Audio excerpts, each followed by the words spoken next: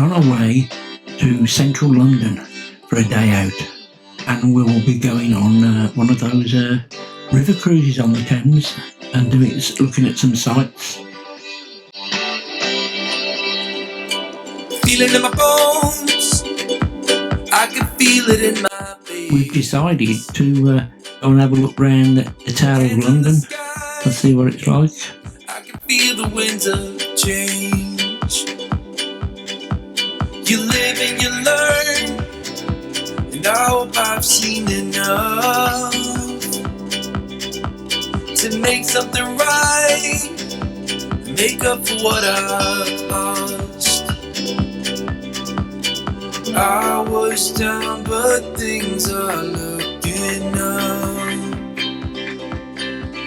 I wanna get high on you, caught by surprise by you.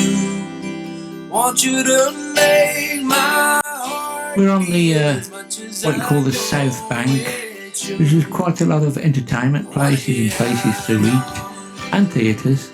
Caught by surprise by you. Want you to make my heart feel as much as I know it should.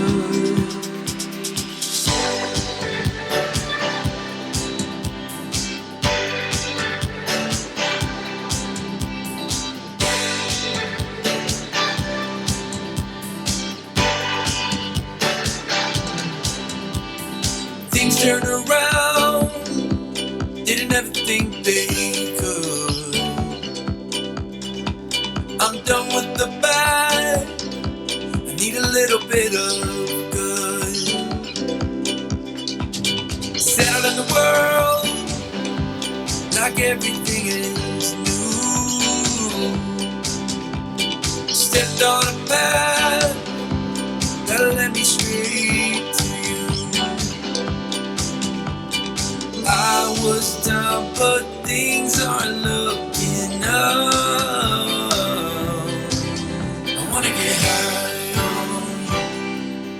Caught by surprise by you. Want you to make my heart feel as much as I know it should. I wanna get high on you. Caught by surprise by you. Want you to make my heart feel as much as I know it should.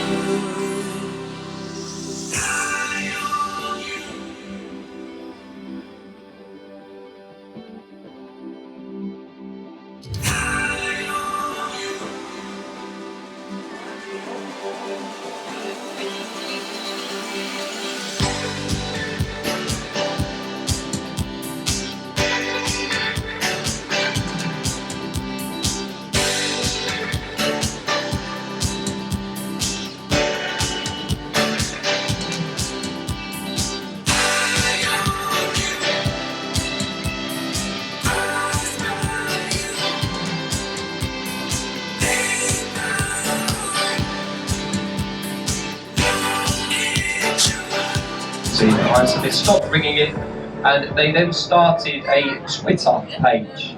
And every hour on the hour, they tweet the word bomb. That's what it makes up for it, apparently. And that's Westminster Bridge to the right, you can now see. Returning the boat. Just pointing out a few things in the area. The company, they have a commentary machine. It's an observation wheel, it continues to rotate. Look at the bottom. You can see that it continues to move, roughly 1 mile per hour. You get on, you get off, as it continues to spin. So it's not very interesting to talk about other than that, but what is quite interesting is the amount of money that it can make. If you're taking pictures, be patient, wait for the bus. The bus gets into the centre, then take your picture, and that will save you £5 on a postcard. We time it for that bus every day.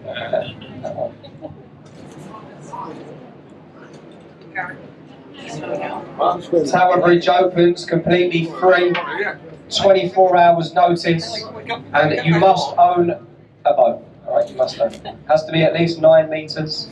and they will open Tower Bridge completely free. There's only one day of the year that if they opened it. To the right here, folks, look to the right, and a great view. We're in nice and close. The famous fortress, the Tower of London. And as you can see, that's also open to the public. I definitely recommend it. The oldest parts of the building, the 4 turreted section to the right, the White Tower, built in the reign of William the Conqueror. 1078, that bit was constructed, and all of the outer layers, they were added to over the years by kings and queens. So it wasn't all built at once, it was all added to by various monarchs on the throne. If you look on the wall to the right, you can see the famous entrance into the building. Entry to the Traitors Gates, a bricked up archway, and this is where you would have been taken if you were found guilty of treason years ago. Tried in the Palace of Westminster, rode down river, through the archway, up to the bloody tower. You can't see the bloody tower from here, because the bloody trees are in the bloody way. That's about it. I think I'll conclude the commentary there. Tower Piers coming up ahead of us. A bit of travel information, ladies and gents.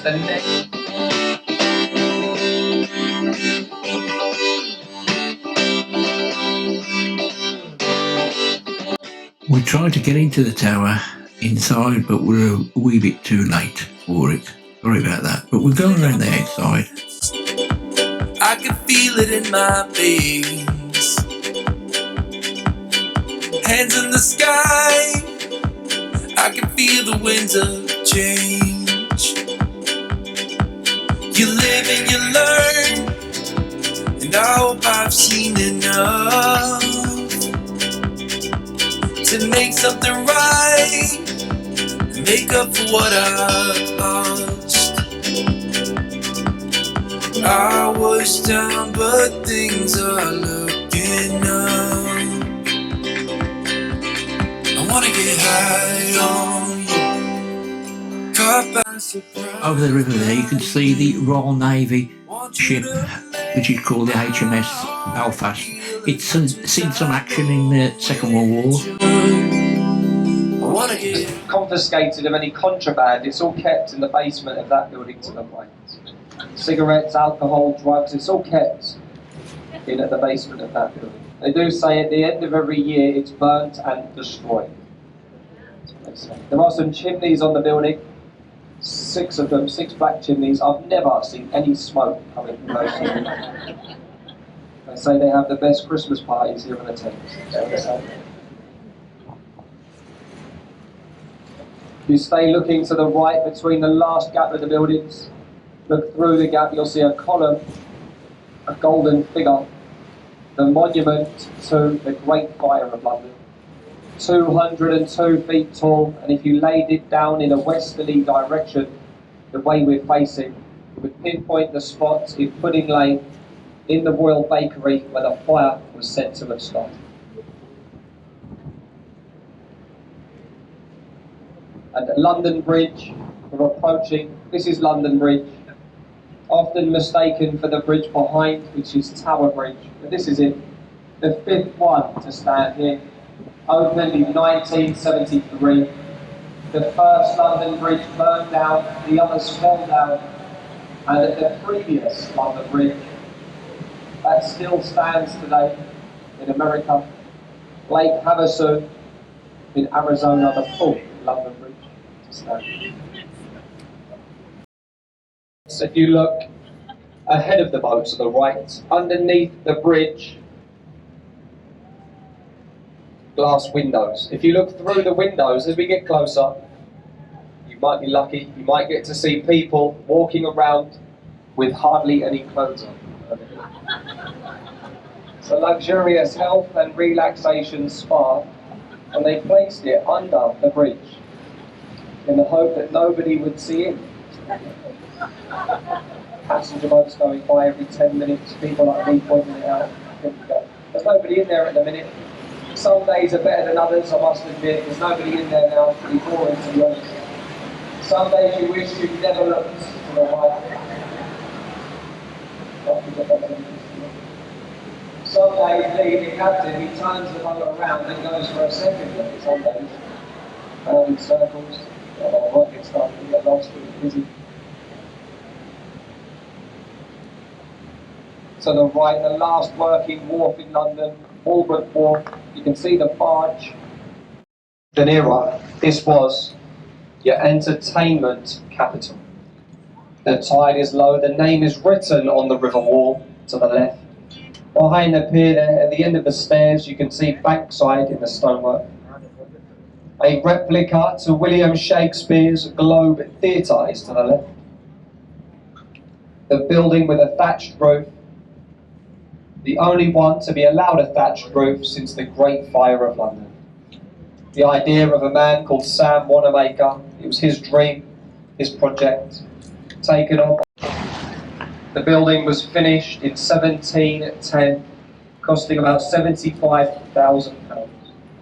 So Christopher Wren, he's buried in the crypt of the building, considered his masterpiece, 365 feet tall. Great place to pay a visit. You can go inside St. Paul's on a Sunday for free. Right, it's free to walk in on a Sunday service. If you can, they like a little donation in the pot. Other than that, it's free to visit. The Blackfriars bridges, we're approaching the railway bridge here. You can see the roof, it's solar powered, and it powers the station, which is on top of the bridge. Tom Cruise, he ran across the roof of this bridge, filming for Mission Impossible. So when it was finished, they had a river closure. He was running backwards and forwards, filming for the latest version of his film, Mission Impossible 42.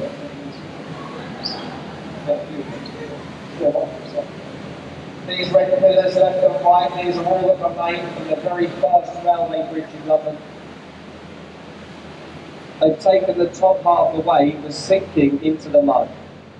Under the weight of the modern day trains, it was sinking, but they left the pillars as a sort of foundation for the iron two bridges.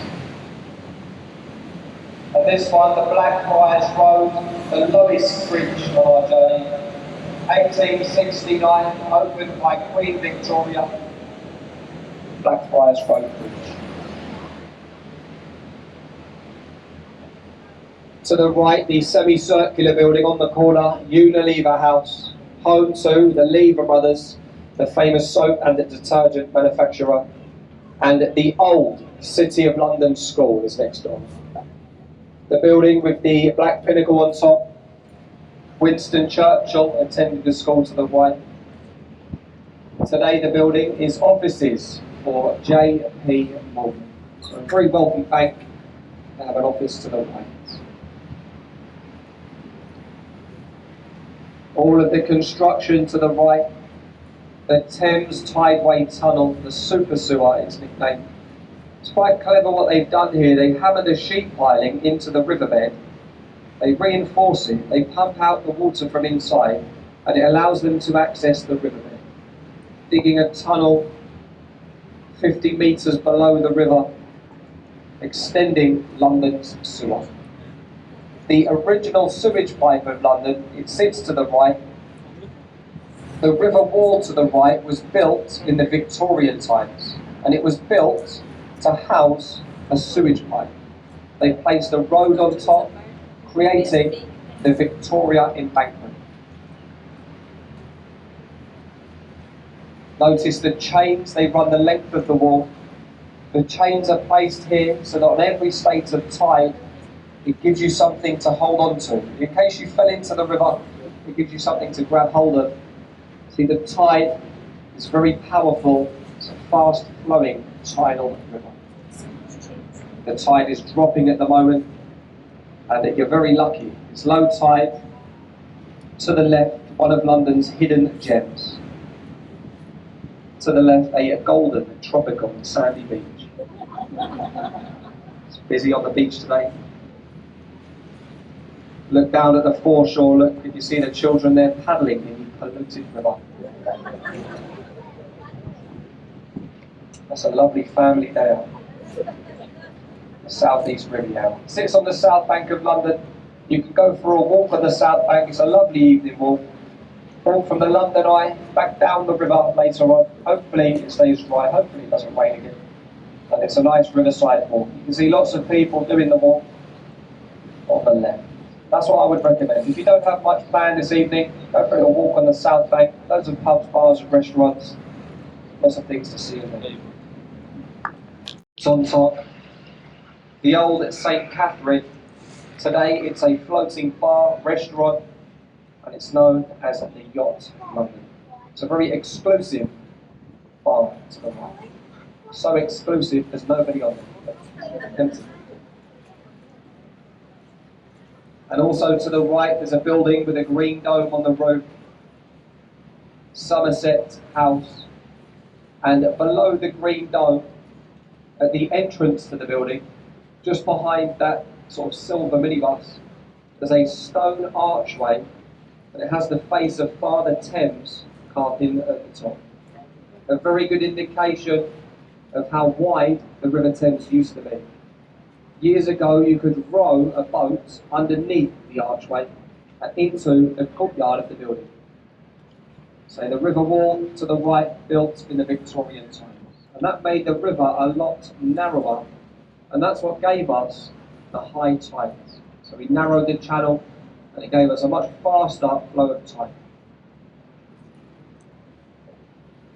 The longest bridge in London, Waterloo Bridge. Look up to the left and you'll see bullet holes. If you look closely, bullet holes scattered in the face of the bridge. This one was constructed during the Second World War.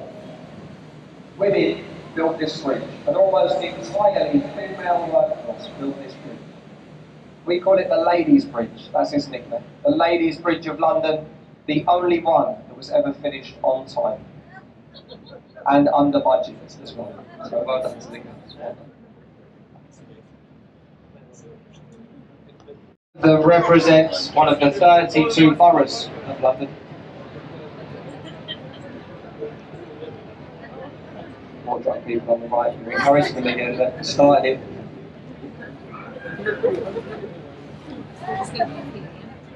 So it does get very busy on the London Eye, look. Still very busy on there. 25 people in a pod. It's about £30 per person. 30 minutes to go all the way around. They have been known to speed it up a little bit in the summer season to get as many people on as possible. It takes about 5 minutes to go around in the summer. So hold on. No, it's not that quick, but they do speed it up very, very slightly. It goes round at roughly 1 mile per hour at the minute. A massive financial success. They say that the London Eye can turn over in one spin £10,500. So if you've got all of the pods mostly full up, fully paying passengers, it turns over around £10,500 in one spin. So every 30 minutes. So it can turn over around £250,000 in one day. And it does this every single day during the British summertime. That's 3 days. So think about it, it's not going to make that much money. Summertime's over. We've had 3 summers today. Westminster Bridge is ahead of us. The second oldest bridge here on the river. Second, of course, to London Bridge. And off to the right, the Houses of Parliament.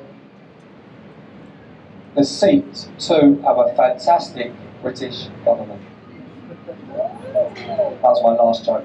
That's my best joke. I'm working on that. The clock tower that we all call Big Ben, I'm fairly certain everybody on the boat refers to it as Big Ben. Right, you can't see Big Ben, that's just a nickname for the bell. So the clock tower that we all call Big Ben, the Elizabeth Tower, formerly the St. Stephen's Tower, it was renamed to celebrate the Queen's Diamond Jubilee. Her 60th year on the throne, June 2012. And the tower towards the top end of the building should fly a flag, the Union flag, the Victoria Tower. And Westminster Abbey through the gap of the buildings, not too far, a 5-minute walk to Westminster Abbey. Buckingham Palace is further inland If as you well. enjoyed the video, And this building on the corner, please by the consider Red Bus, Portcullis House, subscribing made or famous very give us recently. a thumbs up. Thank you for watching. Matt Hancock. Does anybody know that name? Matt Hancock? That's what he was called, wasn't he? On camera.